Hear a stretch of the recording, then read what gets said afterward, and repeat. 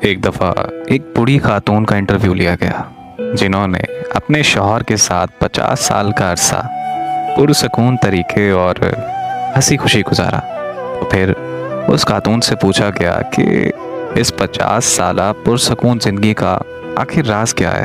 क्या वो खाना बनाने में बहुत माहिर थी, या फिर खूबसूरती उसका सबब था, या ढेर सारे बच्चों का होना उसका सबब है, या फिर कोई और बात है।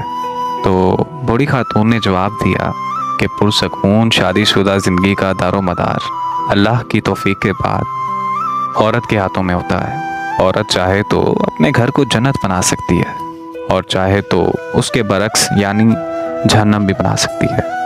आप इस सिलसिले में मालो दौलत का नाम मत लीजिए। बहुत सारी मालदार औरतें जिनकी ज़िंदगी अजीरन बनी हुई है, शौहर उनसे भागा भागा रहता है। खुशहाल शादीशुदा ज़िंदगी का सबब औलाद भी नहीं है। बहुत सारी औरतें हैं जिनके 6-6, 7-7 बच्चे हैं, फिर भी वो शौहर की मोहब्बत से महरूम हैं, बल्कि तलाक तक की नौबत आ जाती है। बहुत सारी ख़वातीन आला से आला खाना बनाने में माहिर होती हैं, दिन भर नए से नए खाने बनाती रहती हैं, लेकिन फिर भी उन्हें शौहर की बदसलूकी की शिकायत रहती है। इंटरव्यू लेने वाली खातून सहाफ़ी को बहुत हैरत हुई। उसने पूछा कि फिर आपकी इस खुशहाल ज़िंदगी का आखिर राज क्या है। बूढ़ी खातून ने जवाब दिया कि जब मेरा शौहर इंतहाई गुस्से में होता है तो मैं खामोशी का सहारा ले लेती हूँ, लेकिन उस खामोशी में भी एहतराम शामिल होता है। मैं अफसोस के साथ सर झुका लेती हूँ ऐसे मौके पर। बाज़ ख़वातीन खामोश तो हो जाती हैं, लेकिन तमीज़ का अंसर शामिल नहीं होता। इस चीज़ से हमेशा बचना चाहिए। समझदार आदमी उसे फ़ौरन भांप लेता है। नामा निगार खातून ने पूछा, ऐसे मौके पर आप कमरे से निकल क्यों नहीं जाती? तो बूढ़ी खातून ने जवाब दिया कि नहीं, ऐसा करने से शौहर को ये लगेगा कि आप उससे जान छुड़ा रही हैं। आप अपने शौहर की कोई बात सुनना ही नहीं चाहती। ऐसे मौके पर खामोश रहना चाहिए, और जब तक वो पुरसकून ना हो जाए उसकी किसी बात की मुखालफत नहीं करनी चाहिए। जब शौहर किसी हद तक पुरसकून हो जाता है तो मैं कहती हूँ, क्या पूरी हो गई आपकी बात? फिर मैं कमरे से चली जाती हूँ, क्योंकि मेरा शौहर बोल बोल कर थक चुका होता है, और चीखने चिल्लाने के बाद उसे थोड़ी आराम की ज़रूरत होती है। मैं कमरे से निकल जाती हूँ और अपने मामूल के मुताबिक अपने कामों में मसरूफ़ हो जाती हूँ। खातून सहाफ़ी ने पूछा कि इसके बाद आप क्या करती हैं?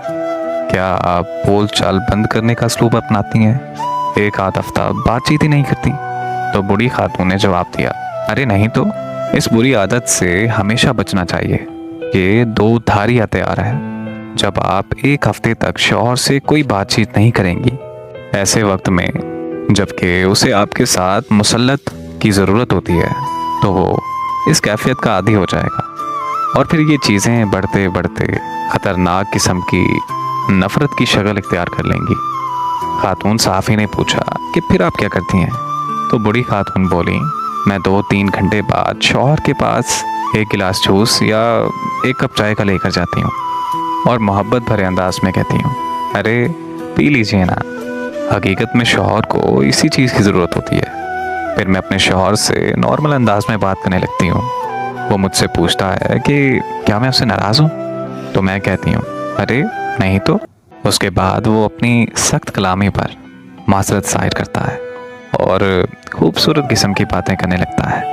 इंटरव्यू लेने वाली खातून ने पूछा, और आप उसकी ये बातें मान लेती हैं? तो बूढ़ी खातून बोली, जी बिल्कुल, मैं कोई अनाड़ी थोड़ी हूँ। मुझे अपने आप पर पूरा भरोसा है।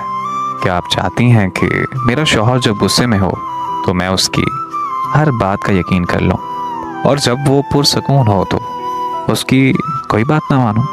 तो खातून सहाफ़ी ने पूछा, और आपकी इज़्ज़त नफ्स?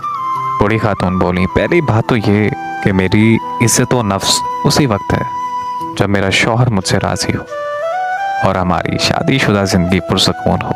दूसरी बात ये कि शौहर और बीवी के दरमियान इज़्ज़त व नफ्स की कोई चीज़ नहीं होती। जब बीवी और शौहर एक दूसरे के लिबास में हैं तो फिर कैसी इज़्ज़त व नफ्स? आज की कहानी बताने का मकसद सिर्फ इतना था कि जो रिश्ते हमेशा प्यार से चलते हैं उनमें कभी खलल नहीं आता, और एक ऐसा रिश्ता जिसमें आप एक दूसरे को समझ ही नहीं पाते, वो रिश्ता ज़्यादा देर चल नहीं पाता। ये जो मियाँ बीवी का रिश्ता होता है ना, ये ज़िंदगी भर का साथ होता है। तो इसमें बेहतरी यही है कि एक दूसरे को समझ कर चलें, ताकि ऐसे रिश्ते में कभी खलल ना आए।